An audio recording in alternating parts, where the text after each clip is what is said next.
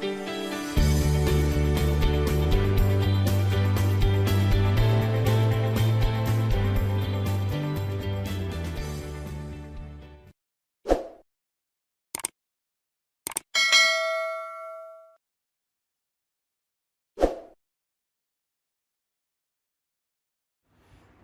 Everybody, अस्सलाम वालेकुम। How are you? I hope everybody is fine. So जनाब, हम लोग जो है अपनी पीएसटी जीएसटी की जो है वो सीरीज़ कर रहे हैं, और हम बुक ऑफ साइंस यानी क्लास 5 की जो साइंस की बुक है उसके एमसीक्यूज़ कर रहे हैं। थर्ड पार्ट स्टार्ट करने वाला हूँ, और इंशाल्लाह इस पार्ट के अंदर ये पूरी बुक कंप्लीट हो जाएगी। Okay, so without a further due let's start. Alright जनाब, तो इसको फिर प्रॉपर्ली स्टार्ट करते हैं यहाँ से। ओके, ये क्वेश्चन आपके सामने अपीयर हो चुका है कि organic matter in the soil is known as. Soil के अंदर जो ऑर्गेनिक मैटर्स होते हैं उनको क्या कहा जाता है?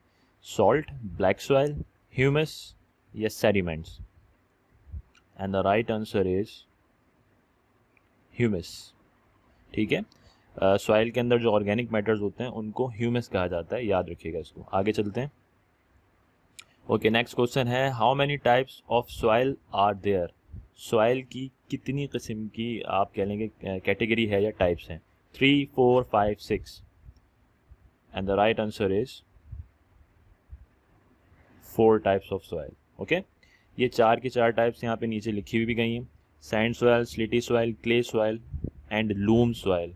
इट इज़ बेटर कि हम इनको मेमोराइज कर लें, कि हो सकता है वो इन चारों में से कोई उठा के दे दे और पूछ ले कि ये क्या चीज़ है, तो हमें पता होगा कि इस सॉइल की एक टाइप है। ठीक है, so there are 4 types of soil: sand soil, silty soil, clay soil and loam soil. Let's move on. अच्छा जनाब, आगे कह रहे हैं कि the soil which contains clay, silt, sand and humus is called. उस सॉइल का नाम बताइए जिसमें ये चारों चीज़ें आपको मिल जाएंगी, जिसमें क्ले भी, स्लिट भी, सैंड भी और ह्यूमस भी। ह्यूमस मतलब यानी ऑर्गेनिक मैटर भी मिल जाएगा। तो क्या उसको लूम सॉइल कहते हैं, क्या वो सैंड सॉइल है, क्या वो मिनरल सॉइल है, क्या वो ह्यूमस सॉइल है? And the right answer is loom soil. ठीक है, लूम सॉइल के अंदर आपको वो चारों कैरेक्टर्स मिल जाएंगे।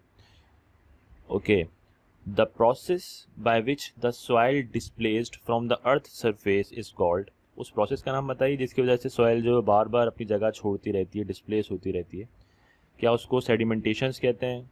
Is it called the erosion, displacement या none of them? And the right answer is erosion. ठीक है, आगे बढ़ते हैं। The national space agency of Pakistan is known as. Very important question, और ये बहुत ज़्यादा पूछा जाता है सिंध पब्लिक सर्विस कमीशन के एग्ज़ाम्स में। जो प्रीवियस पेपर्स मैंने देखे, और ये पीएसटी के पेपर्स में भी था ये, कि पाकिस्तान की नेशनल एजेंसी का नाम क्या है? Is it SPARCO, it is SUPARCO, P PARCO या Pakistan space agency? And the right answer is SUPARCO, SUPARCO, where S stands for space, U and P stands for upper, A stands for atmosphere, R stands for research and CO stands for commission. So it's Space and Upper Atmosphere Research Commission, SUPARCO. ये पाकिस्तान की space agency है, या इसको आप हमारी national agency भी कह सकते हैं। ठीक है, स्पार्को वाज एस्टैब्लिश्ड इन चारों सालों में से कौन से साल स्पार्को जो है वो फाउंड की गई थी, बनाई गई थी, स्टैब्लिश की गई थी? 1960, 61, 63 या 64? And the right answer is 1961। ठीक है, स्पार्को 1961 में स्टैब्लिश की गई थी। Next question, our solar system consist of how many planets? ठीक है, कितने प्लैनेट्स हैं हमारे सोलर सिस्टम में? 10, 8, 12 या 7? And the right answer is 8 planets. Okay, our solar system is consist of 8 planets. Next question, which planet is called as dwarf planet? इन चारों में से वो कौन सा प्लैनेट है जिसको डॉर्फ प्लैनेट कहा जाता है? डॉर्फ प्लैनेट का मतलब है कि नामुकम्मल प्लैनेट। ठीक है, इसको हम एज अ प्लैनेट कंसीडर नहीं करेंगे। तो क्या वो सैटर्न है, क्या वो वीनस है, इज इट यूरेनस और is it Pluto? Which planet is called as dwarf planet? The right answer is Pluto. Pluto is called as dwarf planet because ये इतना दूर है कि इसको हम अब कंसीडर ही नहीं करते एज अ प्लैनेट, तो इसको हम डॉर्फ प्लैनेट कंसीडर करते हैं। ओके जनाब, यहाँ पे ये डिस्टेंस पूछ रहा है आपसे बिटवीन सन एंड अर्थ। अर्थ और सन के दरमियान कितना डिस्टेंस है, ठीक है। Is it 130 million kilometre, is it 140 million kilometre, it is 150 million kilometre, और is it the distance between earth and sun exactly about the Pluto. तो ऑब्वियसली इस तरह ये जो प्लूटो को इंक्लूड किया गया है, ये इसका एक्चुअली मुझे डिस्टेंस डालना था, यहाँ पे मैंने इसका नाम लिख दिया, बट हम इन तीनों में से देख लेते हैं। Is it 130 million, 140 million, 150 million kilometres? And the right answer is 150 million kilometre. Okay, earth और सन का जो डिस्टेंस है, फासला है, वो 150 मिलियन किलोमीटर है। Oh my God. ओके, आगे चलते हैं। Alright, how much time does sunlight take to reach the earth? कितना वक्त लेती है सनलाइट सूरज से ज़मीन तक पहुंचने में? 8 मिनट, 6 मिनट, 4 मिनट या 5 minute? So the time taken by the sunlight to reach to the earth is 8 minutes, ठीक है। इट इज़ एक्चुअली 8.26 मिनट्स, मैंने उसको ऐसे 8 कर दिया, कहीं 8.26 आया तो आप वहाँ भी 8 मिनट पे ही लगाइएगा आंसर। आगे चलते हैं।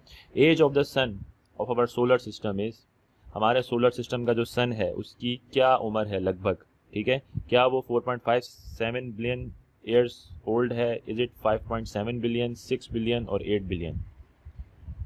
And the right answer is 4.57 billion years, ठीक है। हमारे सोलर सिस्टम का जो सन है, जो सूरज है, जो हम रोज़ देखते हैं, इसको तकरीबन अंदाज़न साइंटिस्ट के मुताबिक ये तकरीबन 4.57 बिलियन ईयर्स ओल्ड है। इस फिगर को, इस नंबर को याद रखिएगा, ठीक है। आगे चलते हैं। Mercury, Venus, Earth, Mars are known as, ये जो 4 आपको प्लैनेट्स बताए गए हैं, मरकरी, वीनस, अर्थ और मार्स, इनको कलेक्टिवली क्या कहा जाता है? Are they hot planets, cold planets, terrestrials, gas giants, ठीक है। So Mercury, Venus, Earth and Mars are known as, the right answer is terrestrials, ठीक है।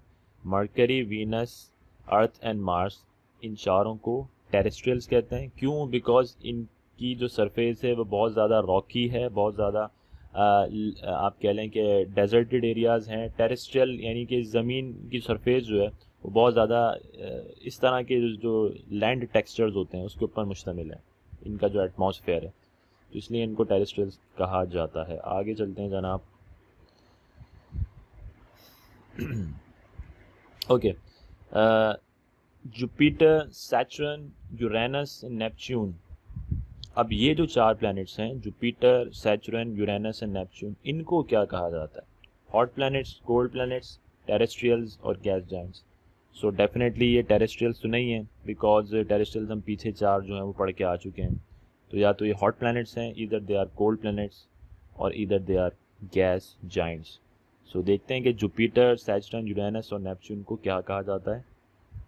The right answer is gas giants, ठीक है। ये जो 4 प्लैनेट्स हैं इनको गैस जाइंट्स कहा जाता है बिकॉज इनकी जो एटमॉस्फेयर है उसमें बेइंतहा गैसेस हैं, ठीक है, और उन गैसेस ने पूरे के पूरे प्लैनेट्स को जो है वो कवर करके रखा हुआ है, इसीलिए इनको गैस जाइंट्स कहते हैं। Let's move on.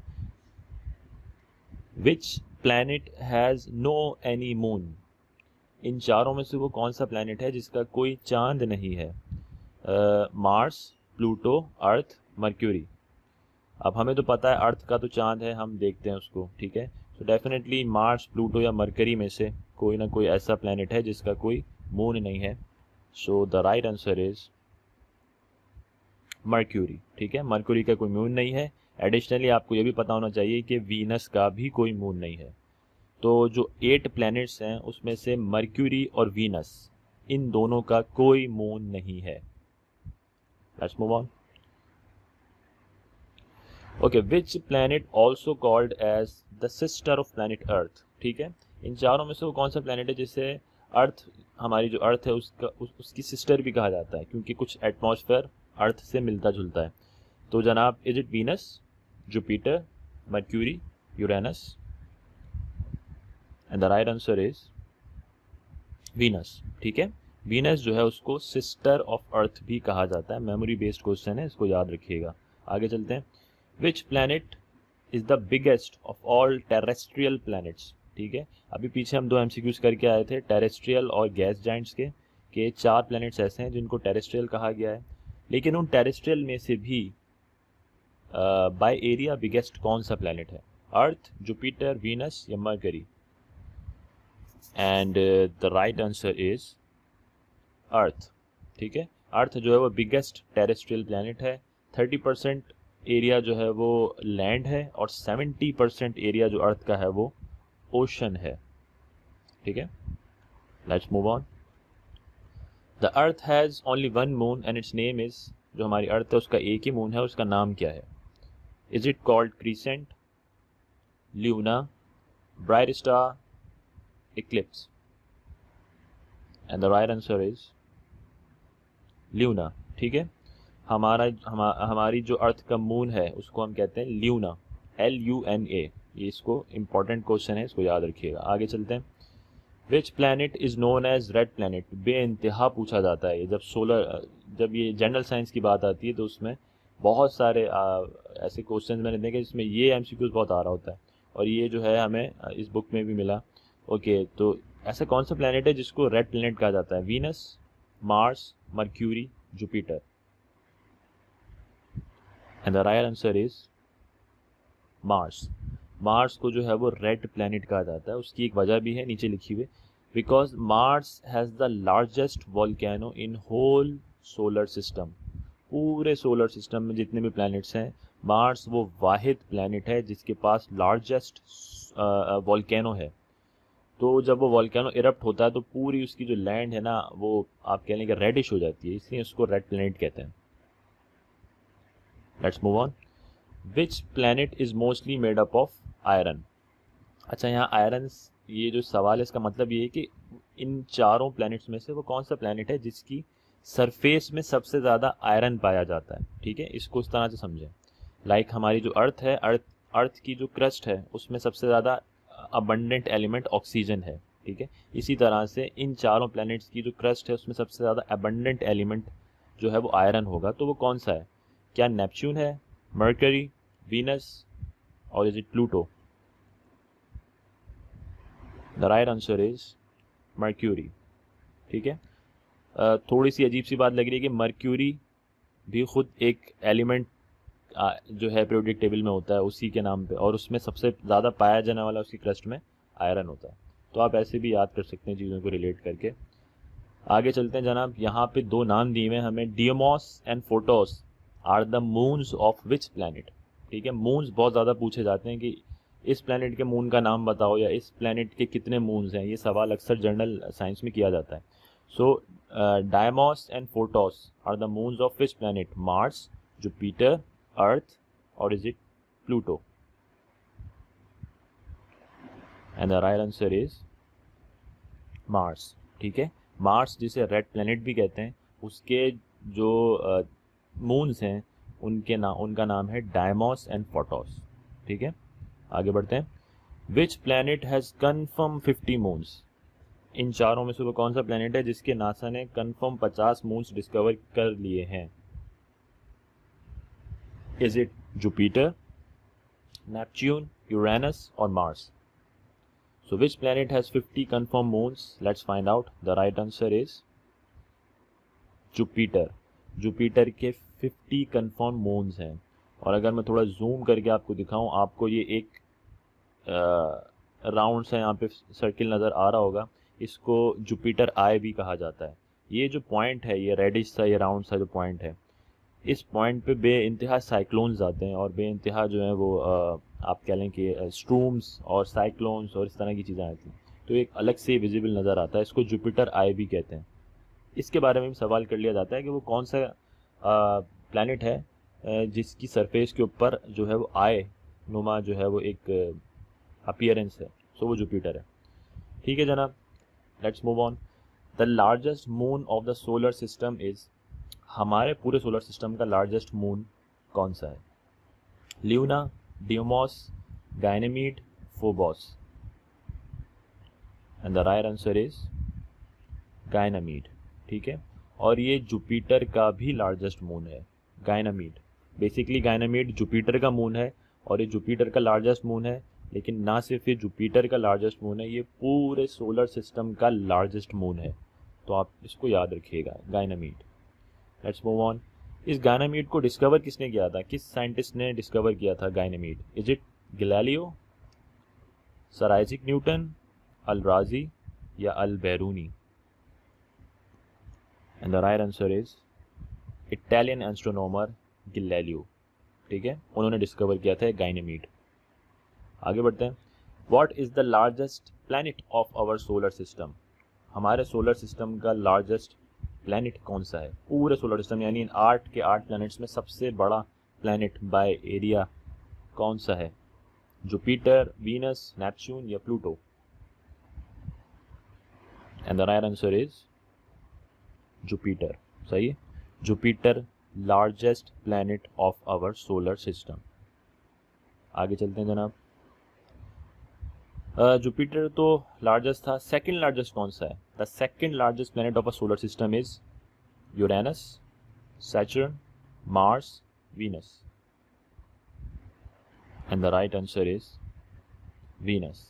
Venus is the second largest planet of our solar system. Okay, the most famous moon of Saturn is, Saturn का most famous moon कौन सा है? ठीक है, जाइंट मून, डायमॉस, टाइटन या गायनेमीड?